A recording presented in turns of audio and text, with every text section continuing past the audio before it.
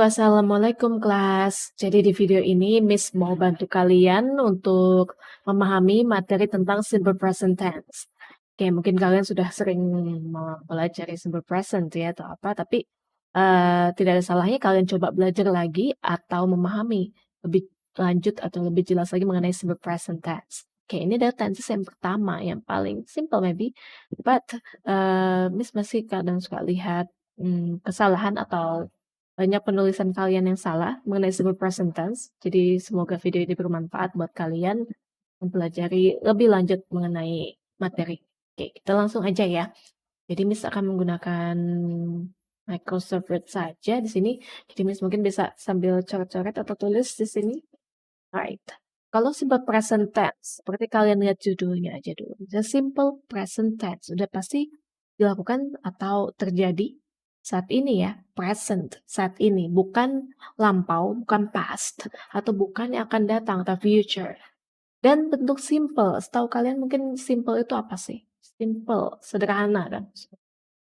Oke, jadi intinya simple present tense ini biasanya menunjukkan atau mendeskripsikan. Kalian bisa tag aja poinnya ya, kebiasaan atau situasi yang tidak berubah, atau bisa juga buat apa namanya general truth atau kebenaran umum atau jadwal atau apapun, oke? Dan biasanya nanti Miss kasih tahu juga formnya. Nah, form yang seperti ini kan kalian juga sudah sering melihat ya atau mempelajari. Tapi hati-hati, masih banyak suka kesalahan mengenai simple present tense ini. Misalnya kan Miss suka bilang verb pertama ya, seandainya verbnya atau subjeknya he, she, it pakai verbnya ditambah s atau is, lalu ditambah objek. Seperti itu. Oke, nanti kita belajar juga tentang verb yang dimaksud apa aja. Misalnya contoh di sini, I study English every Wednesday. Jadi Miss belum jelaskan tentang usage-nya ya atau penggunaan ini, kita belajar bentuknya dulu. Jadi untuk simple present tense kalian hanya menggunakan verb pertama atau base verb-nya. Oke? Dan kalau kalian perhatikan untuk yang pertama ini atau line pertama di bagian-bagian ini adalah untuk yang verbal sentence ya. Kalau yang kedua ini adalah untuk nominal sentence. Biasanya diikuti oleh adjective atau adverb seperti itu. Oke? Bisa objek, bisa apapun kalau untuk yang kalimat verbal yang di sini. Oke. Untuk kalimat negatifnya sama kalimat tanya atau interrogatif biasanya pakai do atau does. Oke? And di sini adalah kalimat nominalnya. Jadi jangan tertukar. Miss kan bisa pakai is juga atau pakai are. Lihat selanjutnya ya, kalau dia diikuti oleh adjective atau kata sifat atau adverb atau kata keterangan, dia diikuti oleh to be seperti ini. Oke? Kalau untuk kalimat negatif tinggal tambahkan not saja. Kalimat interrogatif tinggal kedepankan to be-nya atau auxiliary verb-nya. Oke? And ini sih contoh simple present tense. Ada affirmative atau kalimat positif ya. Kayaknya kalian bisa lihat sini perbedaannya aja.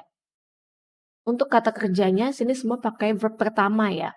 Tapi untuk subjek he, she atau nama orang atau it atau name of person, he, she, it lah atau name of person atau name of something. Itu kata kerjanya ditambahkan s atau is. Nanti kita belajar tentang verbs ya. And then ini adalah adverb-nya atau kalian tambahkan keterangan waktunya seperti itu. Biasanya kan karena ini kebiasaan, jadi menggunakan kata-kata everyday atau setiap hari apa, misalnya to early atau keterangan lain, gitu ya. Tapi untuk are you with they, nah misalnya contoh Mark and Jane, ini kan disebut they ya, atau kan mereka. Intinya lebih dari satu orang kan, jangan ditambah s ya untuk verb-nya, gitu. Oke? Right, kalau kalian bingung misalnya verb-nya atau subjeknya ini I mean, singular apa plural ya? Tahu kan singular cuma satu, tunggal, plural tuh jamak lebih dari satu. Kalian bisa gantikan jadi pronoun-nya, misalnya Mark and Jane. Play apa place ya? Kan ini misalnya she atau he gitu. Tapi tetap kalian jadikan satu. Kalau diganti pronoun kan bisa jadi they gitu. Oke? Perhatikan untuk subjeknya juga untuk menentukan nanti verb-nya menggunakan s atau is. Oke? Dan untuk negatif, kalian tinggal tambahkan do atau does. Negatif tinggal ditambahkan not. Kalau disingkat don't atau do not. Atau doesn't atau does not. Oke? Sudah tahu ya. Untuk do digunakan untuk subjek I, you, we, they. Atau misalnya subjek yang lebih dari satu, intinya plural subjek pakai do. Untuk he, she, it, atau misalnya nama orang yang satu atau tunggal ya, pakai does. Oke? Does atau doesn't kalau disingkat, kalau kalimat negatifnya. Nah, untuk kata kerjanya atau base verb di sini untuk negatif tetap jadi kata kerja yang pertama ya, dan tidak perlu ditambah s atau is maupun subjek yang ini. Oke? Misalnya, he doesn't play. Jangan bilang he doesn't plays lagi karena s-nya sudah diwakili oleh does. Aja mikirnya ya. Oke? He doesn't play. Jadi balik lagi play bukan plays ya. Football for example gitu. Oke? Jane does not atau doesn't go to school. Oke? Kan ini subjeknya she, Miss. Kenapa nggak boleh pakai goes? Karena sudah ada does di sini. Jadi kalau ada does, ini jangan pakai s lagi untuk verbnya. Oke? Nah, ini untuk kalimat tanyanya. Sebenarnya misalnya tanpa ada ini juga bisa jadi kalimat tanya kan. Does she like ice cream? Contoh seperti itu. Does he play football? Seperti itu. Kalau mau ditambahkan WH question di sebelum atau di depan ini ya do atau does. Misalnya what does she like? What does she like? Apa yang dia suka? Sekali lagi misalnya does she like? Jangan does she likes ya karena sudah diwakilkan s-nya di does ini. Tuh. Where do they take the bus? Contoh seperti itu. Oke, do they take the bus? Juga bisa. Gitu ya. Kalau ada WH question, bisa boleh tambahkan why, kenapa, atau where, di mana, atau what, apa, di depan do, dan does ini ya. Gitu. Kalau mau kalimat lengkap kan seperti ini. Say, what does she like? What does she play? Gitu. Oke. Atau misalnya why do they take the bus? Oke, tergantung kata kerjanya. Kalau perlu objek, tambahkan objek. Kalau tidak perlu pakai objek, ya tergantung ya katanya butuh objek atau tidak. Seperti itu. Oke, transitive atau intransitive verb kan. Right. Next, kita balik lagi tadi ke formnya. Ini masih bahas tentang bentuknya ya. Saya kan tadi Miss bilang untuk subject plus verb one. Ditambah s atau is untuk subjek he, she, it gitu. Oke? Dan tambah objek misalnya. I learn English. She speaks English. Seandainya ini she-nya diganti nama my sister contohnya atau my mother atau my friend. Oke, harus ditambah s ya. Kalau cuma satu intinya pakai s atau is verbnya. Oke? Untuk yang kalimat negatif tadi Miss bilang juga pakai do atau does. Tambahkan not, don't atau doesn't. Terus balik lagi verb pertama tidak pakai s atau is lagi ya. He doesn't like fruits. Jadi like-nya tidak perlu tambah s lagi karena sudah diwakilkan oleh does. Seperti itu. Dan untuk kalimat tanya boleh pakai not, boleh tidak ya. Does atau do you know her? Don't you listen to me? Nah, itu. Oke. Right. Di sini Miss kasih sedikit apa namanya cara melafalkannya. Misalnya kalau kalian ketemu kata kerja yang belakangnya ss, ini di sh atau ch atau x atau o, dia ditambah is kan atau es di sini. Dan dibaca is ya. Misalnya pass jadi passes, kiss kisses, toast toasts, possess possesses seperti itu. Kalau ketemu misalnya sh ini kan sebelum ada es-nya kan dibaca push ya misalnya. Push, pushes. Wash, washes. Seperti itu. Finish, finishes. Wish, jadi wishes. Seperti itu. Jadi kalau ketemu S, syah sini, SH ini dibaca syah. Tambah ES. Misalnya kan untuk subjek she, it kan harus pakai verbnya tambahkan S atau IS. Misalnya she washes the dishes misalnya. Atau the clothes. Oke. Misalnya he teaches ini kan CH, yang belakangnya CH ini untuk satu kata kerja ya, misalnya sebelum ada IS-nya kan teach bacanya kan. Lalu kalian untuk tambah S tidak boleh langsung S ya, tapi tambah IS begitu. Yang belakang dari katanya itu adalah C and H. Dibacanya is juga, teaches, watches, matches, dan lain-lain. Mix juga sama kalau ketemu kata yang belakangnya X kata kerja ya, ditambah ES untuk tambahkan S-nya. Jadi nggak semua hanya pakai S, tapi ada juga pakai IS kan. What teach jadi teaches tadi, mix jadi mixes, fix jadi fixes. Atau yang terakhirnya ada huruf O. Misalnya go jadi goes, do jadi does. Seperti itu. Oke. Dan di sini misalnya kalian ketemu kata kerja yang akhirannya Y.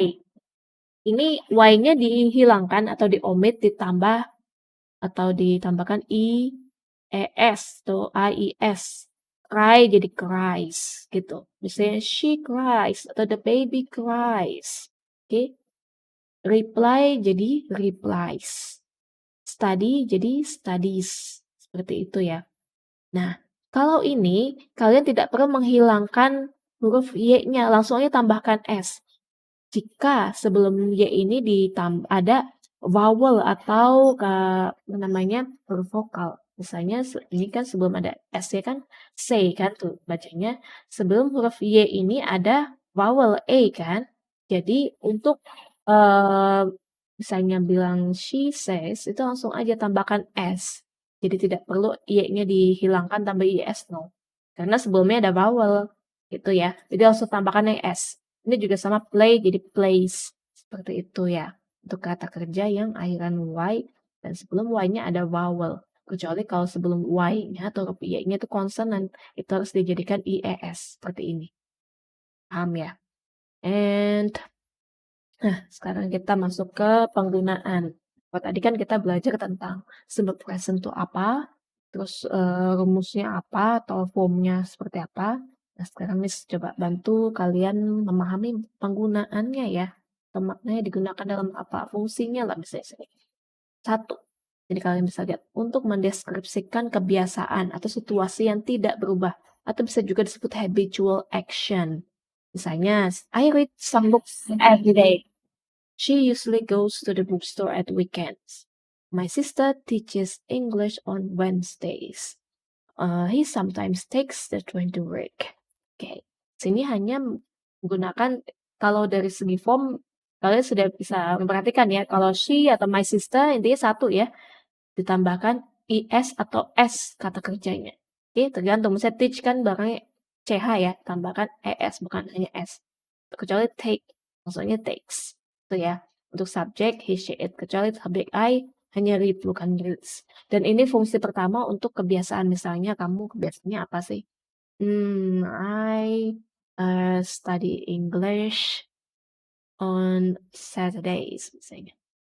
Contoh kamu belajar bahasa Inggris setiap hari Sabtu, contoh ya. I study English on Saturdays.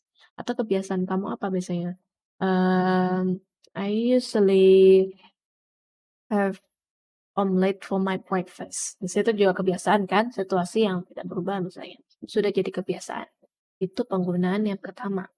Nah, penggunaan yang kedua ini untuk menyatakan suatu fakta atau general truth. Kalian bisa menggunakan ini kalau kalian sudah paham penggunaannya atau tadi formnya juga, bentuknya. Kalian juga bisa menyatakan fakta menggunakan simple present tense. Contoh, the earth goes around the sun. Ini kan sudah fakta ya. The ice melts. Cows eat grass. Oke? Itu. Ini sudah fakta. Misalnya, namanya sapi makan rumput seperti itu. Oke, atau apapun lah, misalnya ingin jadikan suatu fakta pakai simple present tense. Oke, misalnya ini cow-nya kan banyak ya, tidak boleh pakai s ya, it-nya ya, kecuali hanya cow saja baru its. Oke, itu formula lagi tadi untuk kebentuknya. Say the ice melts. Ini harus pakai s karena ice ini kan singular atau hitungannya dia uncountable sih memang. Tapi dia tetap dia itu singular, jadi nggak boleh pakai melt. Ya. Untuk uncountable semuanya berbentuk singular verbnya. Jadi hanya dianggap satu ya, maksudnya seperti itu. The earth goes. Oke. And yang ketiga, menyatakan suatu rencana atau jadwal. Misalnya kamu mau membicarakan atau mendiskusikan mengenai hal yang sudah dijadwalkan atau direncanakan. Juga bisa menggunakan simple present tense ya. Misalnya sini contoh. The supermarket opens, closes at ya jam sekian misalnya. Itu kan jadwal ya. Misalnya I joined French course at 4 o'clock. Itu juga jadwal. Nah, misalnya ini rencana Melanie starts school tomorrow. Misalkan tomorrow besok, harusnya bukan pakai future atau apa, tapi bisa untuk penggunaan simple present tense. Bisa ya untuk rencana di sini. Melanie starts school tomorrow. Tentu kalian harus perhatikan lagi verbnya jangan sampai salah ya. Melanie starts, bukan start, karena kan she di sini. Oke? The train departs. Pakai S ya, karena trainnya sini kita bicarakan hanya satu kan. In 5 minutes. Gitu. Oke? Lalu fungsi yang keempat, misalnya kamu memberikan instruksi atau arahan. Instruction to demonstration, the series of events, atau commentary misalnya. Gunakan simple present tense, jadi nggak usah pakai verb ing ya, atau pakai continuous, tidak perlu. Jadi hanya bilang aja open apa, misalnya, lalu apa. Oke, in chapter 1, Susan meets David and agrees. Kenapa pakai agrees? Karena masih tetap subjek di sini Susan ya, seperti itu. Oke. And you double click, ini adalah yang Miss bold ini adalah verbnya atau kata kerjanya ya. To fill the form, I give lesson, student learn. Oke. Jadi untuk memberikan instruksi, misalnya please open your book and study, itu kan juga pakai simple present saja. Itu ya, fungsinya ada 4 yang Miss berikan di video ini. Jadi ada habitual action, general truth, ada schedule atau plan, and ada juga for instruction. Oke? Nah, untuk membuat kalimat negatif, tadi kan sebenarnya sudah disinggung dalam bentuk form ya. Ini kalian menggunakan do atau does, jangan sampai salah. Do untuk subjek apa aja, does itu untuk subjek apa aja. Oke? Dan kalau does, sudah ada does, verbnya jadi verb pertama ya, jangan ditambahkan s lagi kalau sudah ada does. Oke? Ini kalimat tanya dan ini kalimat negatifnya. Don't apa atau doesn't apa. Oke? Saya dalam percakapan, I come from Manado. Where do you come from? Ini kan ditambahkan WH question kan, boleh where, boleh apapun ya. Misalnya tanpa WH question, do you come from? Seperti itu kan. Tapi lebih sekali buat tambahkan, where do you come from? Tuh. Atau misalnya, what does this word mean? Tambahkan WH question. Ini untuk pertanyaan ya, kalimat interrogative. Oke? Kalau untuk kalimat negatif seperti I don't go. Seperti itu. She doesn't understand. Tuh. Oke? Atau kalau kalimat tanya yang tadi Miss katakan ini dan ini. Tuh ya. Jadi jangan sampai salah untuk membuat kalimat negatif dan kalimat interrogative menggunakan simple present tense.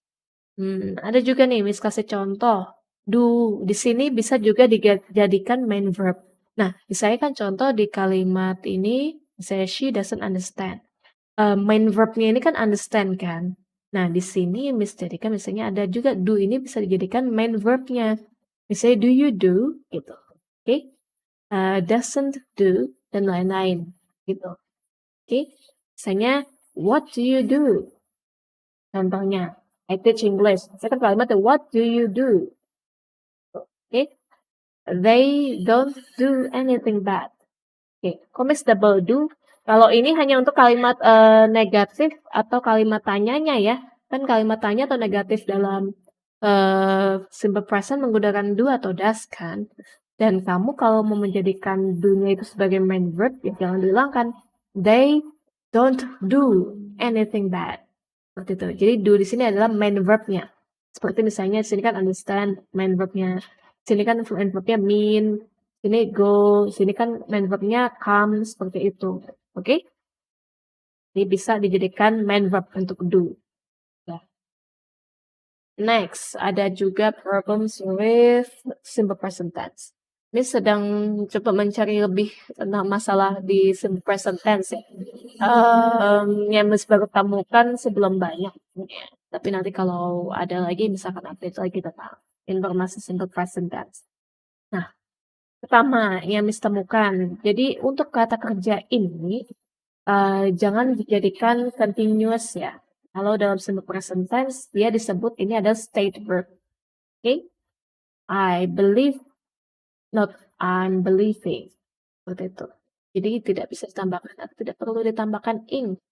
Walaupun dalam hal present continuous nanti atau bentuk continuous, untuk kata-kata kerja yang ini jangan dijadikan continuous, intinya seperti itu pokoknya. Oke, karena mereka ini adalah state verb. Oke, tidak perlu ditambahkan verb ing. Right, and in many situation kita juga bisa menggunakan simple atau continuous form. Kalau kalian pernah belajar present continuous itu kan menggunakan verb ing kan, namanya continuous itu verb ing atau yang sedang berlangsung selesai. Tapi dalam hal ini kalian juga harus perhatikan. Intinya, untuk bentuk simple itu digunakan untuk situasi yang permanen atau kebiasaan. Dan continuous itu bisa digunakan untuk situasi yang sementara. Oke? Misalnya di sini I live in Jakarta. Oke. Terus kamu mau mengatakan I'm living in Jakarta. Itu juga bisa, tapi biasanya ini bukan sesuatu yang permanen. Just for a year misalnya. My home is in Bogor. Contoh ya. Kalau kamu bilang I live in Jakarta, kamu gunakan simple present tense. Itu berarti dimaknai kamu punya rumah yang permanen atau tempat tinggal kamu memang di Jakarta. Seperti itu. Tapi kalau kamu menggunakan continuous, I'm living in Jakarta, berarti dalam artian sini kamu hanya sementara ya. Just for a year contohnya, untuk setahun saja. Rumah saya aslinya di Bogor. Seperti itu. Oke? Sekali lagi kan untuk simple present itu biasanya habit atau yang permanent situation. Do you sleep a lot? Ini bisa juga jadi kebiasaan. Tapi kalau kamu bilang, are you sleeping enough? Oke, are you sleeping a lot atau enough? Ini biasanya yang sedang terjadi. Oke, saat ini juga. Itu. Oke. Jadi kalau menggunakan kata kerja yang bentuk simple dan bentuk continuous atau verb ing itu punya makna yang berbeda ya. Walaupun misalnya ini kan kalimatnya hampir sama ya. Tuh. Right, jadi jangan sampai salah dalam menggunakan simple present tense karena punya makna yang sangat berbeda dengan tenses yang lain. Betul. Alright, itu saja untuk pengertian atau penjelasan tentang simple present tense. Masih sangat banyak ya tenses itu, tapi berharap satu dulu di sini kalian bisa memahami tentang simple present tense. Banyak berlatih, coba aja kalian setiap hari bikin kalimat atau berpikir dalam in English, membuat kalimat simple present tense sebanyak mungkin. Dan biasakan untuk penulisan verb-nya seperti itu. Oke, dan dalam ucapan juga kalian usahakan tidak membuat kesalahan dalam menentukan verb-nya ya. Subjeknya apa, verb-nya harus sesuai. Biasakan saja sih. Ya, nanti lama-lama juga bisa kalian coba berlatih, sering menulis, sering menggunakannya lah. Gitu. Oke, thank you for watching this video. Nanti Miss coba update lagi tentang tesis yang lainnya. Thank you.